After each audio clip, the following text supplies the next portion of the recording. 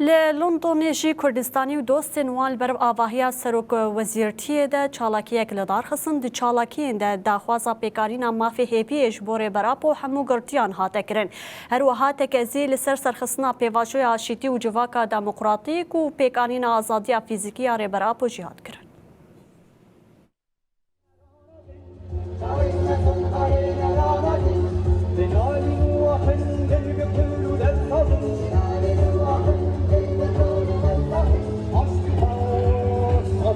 Dear friends and the wider public, we are here today to demand the right to hope for our leader Abdullah Öcalan. His continued imprisonment and isolation remains one of the most significant unresolved human rights and political issues in Turkey today and the wider Middle East.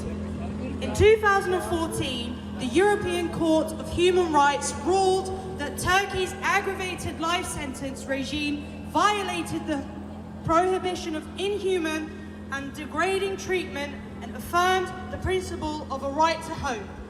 More than a decade later, this judgment has still not been